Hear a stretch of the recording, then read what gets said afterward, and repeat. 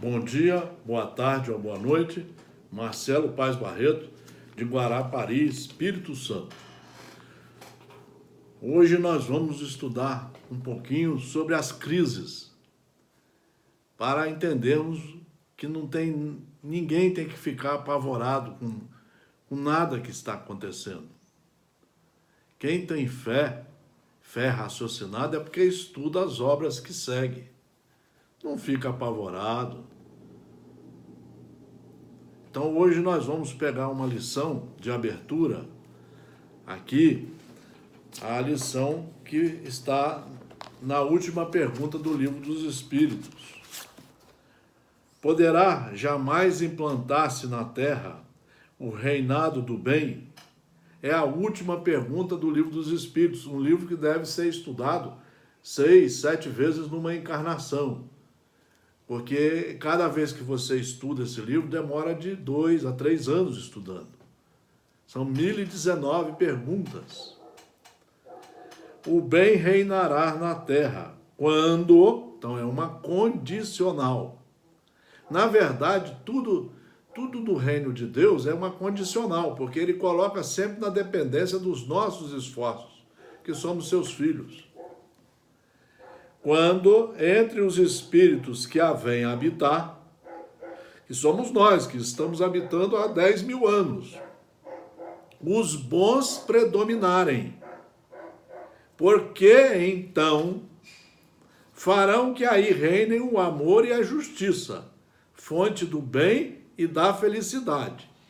Vamos prestar atenção. Os bons predominarem. Aí, aqui não tem nada de fenômeno, de milagre, não.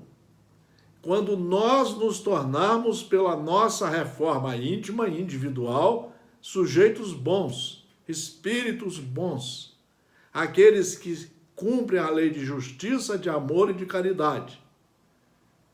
Então, é um esforço de cada um, não há milagre, não há curas no espiritismo, nem nas leis de Deus.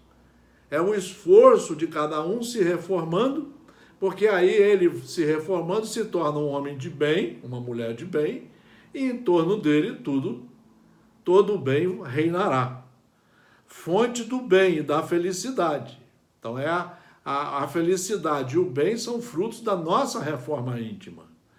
Por meio do progresso moral e praticando as leis de Deus, por meio do progresso moral, cada um se reformando e praticando as leis de Deus, é que o homem atrairá para a terra os bons espíritos. Aí é sintonia. Aí é sintonia, mas a sintonia começa na reforma de nós. Essa reforma é a base de tudo. Atrairá para a terra os bons espíritos e dela afastará os maus. Isso é óbvio. Começa pela nossa reforma íntima, quando nós escolhemos os programas bons e não aceitamos mais os programas ruins. Quando nós não queremos mais a bebida, nós não queremos mais as drogas, a cocaína, a maconha. Quando nós não queremos certos programas de televisão, certos lazeres, aí a escolha é nossa. Nós vamos nos reformando e escolhendo as coisas que Deus disponibiliza para nós, e não as coisas que o materialismo disponibiliza para nós. Estes, porém, não a deixarão, senão quando daí estejam banidos o orgulho e o egoísmo. Então, essa é a abertura do nosso estudo de hoje. Vamos agora no livro A Gênese, que é a quinta obra da coletânea de 5, das obras básicas, que demora também de 2 a 3 anos para ser estudada, porque tem que ser estudada e relida várias vezes. Aqui, no final, nós temos uma explicação para a evolução do planeta. Quando se vos diz que a humanidade chegou a um período de transformação e que a Terra tem que se elevar na hierarquia dos mundos, nada de místico vejais nessas palavras. Nada de místico. Aí o pessoal fica, olha, um médium mandou uma mensagem de última hora para a crise que o Brasil está passando. Gente, a crise que nós estamos passando é plenamente normal. É fruto das nossas obras do passado. Estamos colhendo o que plantamos e temos que ir nos reformando devagarzinho, à medida que nos reformarmos moralmente. Eu não leio mensagem solta de espírito, eu só estudo as obras seguras. Nada de místico vejais nessas palavras. Vede, ao contrário, a execução de uma das grandes leis fatais do universo, contra as quais se quebra toda a má vontade humana. Sim, de certo, a humanidade se transforma, como já se transformou noutras épocas. Há 10.000 anos vamos passando pelas crises, elas são fundamentais para o progresso. E cada transformação se assinala por uma crise que é, para o gênero humano, o que são para os indivíduos as crises de crescimento. Aquelas se tornam muitas vezes penosas, dolorosas e arrebatam consigo as gerações e as instituições, mas são sempre seguidas de uma fase de progresso material e moral. Vamos parar de ficar mistificando médiuns, endeusando médiuns. Vamos estudar as obras. Ou você é estudante ou não é. Ou você é adepto da doutrina espírita, e doutrina espírita não é através dos médiuns, não. Doutrina espírita é através das 5 obras básicas. Então, a humanidade terrestre, tendo chegado a um desses períodos de crescimento, nós já estamos aqui há 10.000 anos, está em cheio há quase um século. Ele escreveu esse livro há 150 anos atrás. Está em cheio há um século. Olha, ele estava falando do século passado ao que ele estava escrevendo. No trabalho de sua transformação. Pelo que vemos agitar-se de todos os lados, presa de uma espécie de febre, e como que impelida por invisível força. Assim continuará, até que se haja outra vez estabilizado em novas bases. Por exemplo, agora, no século XXI, nós estamos vendo vários países do mundo começando inúmeras transformações fundamentais em suas bases estruturais. A queda do muro de Berlim, a queda da União Soviética, em vários países. Nelson Mandela saindo da cadeia e transformando aquele país, a África do Sul. Nós temos inúmeros indivíduos trabalhando em vários setores do nosso mundo para colaborar com as transformações. Se nós voltarmos um pouquinho na história, vamos voltar à Revolução Francesa, vamos ver o trabalho daqueles homens fundamentais, aqueles filósofos, comandados por Jean-Jacques Rousseau.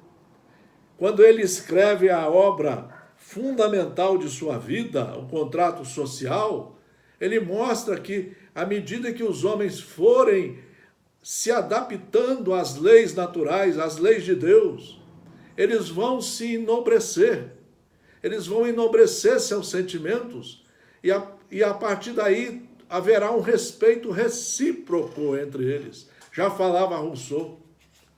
Depois de Jean-Jacques Rousseau vem a doutrina espírita. E ela vem nos mostrar exatamente que agora nós estamos, por exemplo, passando por mais algumas transformações.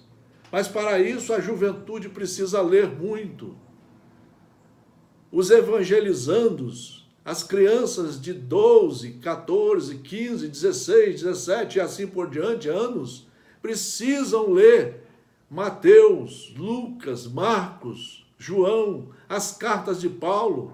Precisam estudar as obras básicas, aqueles que são espíritas.